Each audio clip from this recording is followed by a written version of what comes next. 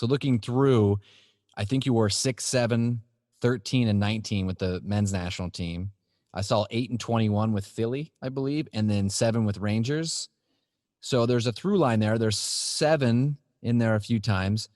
So were there any politicking to get the number that you wanted? And what's your number? Yeah, if I had my choice, I would have worn 7 or 8, and if those were gone, 6. 7 is just my favorite number in general.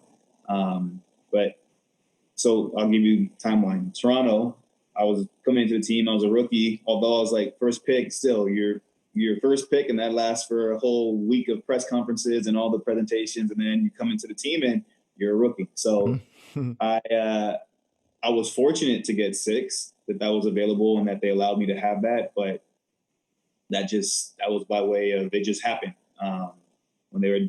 When all the veteran players had picked their numbers, it kind of came to me next, and they're like, "Hey, this is what's left. What do you want?" And I said, "All right, 6." So I went with 6. Going to Rangers. Yeah, I'm coming into a team where Toronto that was the first year of the team, right? So everyone's picking numbers. Rangers, the team's already established, players are already there. You just pick from numbers of guys who've either departed in that same transfer window or just a number that's free. And at that time, it was slim pickings. It was either something like crazy high, like in the teens or in the 20s, or 2. So I was like, you know what? I'm going to go with 2. All right. But I always wanted 7. So I was 2. And then when 7 freed up, I was like, boom, taking 7 straight away. And by that time, I'd already earned like a little bit of clout within the team to where I could make that request. Right. So that's that. And then from Rangers to Stoke, I went there. Same thing. You're going to a team where everyone's already established, numbers are already set, 7, 8, 6, all gone. And then it was like either 5 or 13. And everyone's like, don't choose 13 because it's like bad luck. So I said 13. Yeah.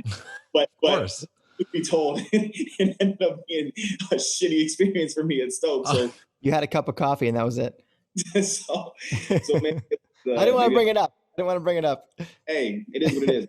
It's part of my career, right? And I can't remove that, and I have to talk about it. I don't care. It sucks that it happened that way, but maybe I should have chose 5, and I would have had a different experience.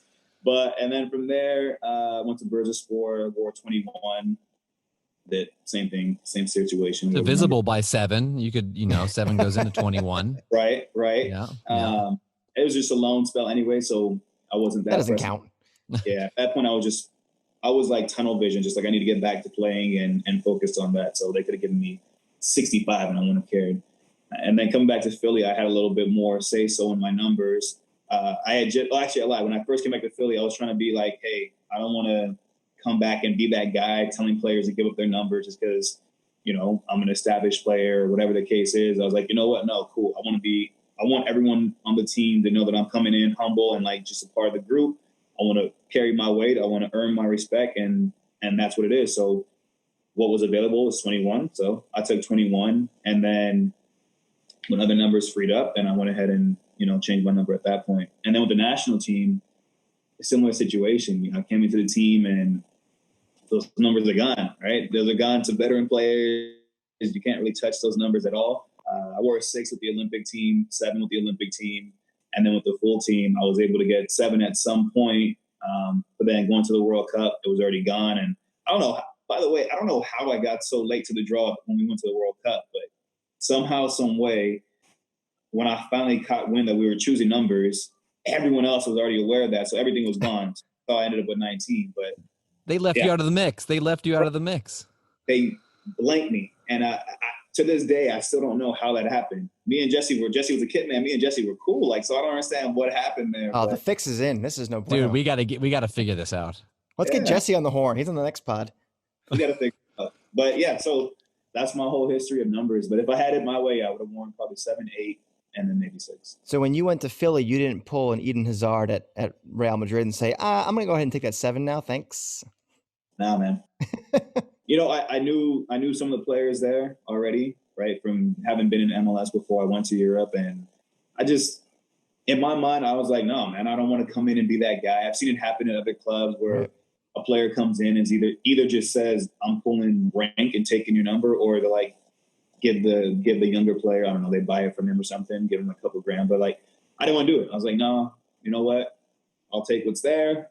And at some point the number frees up, right? Or at some point something happens, players come and go. That's the nature of the business. So I just said I'll wait my time.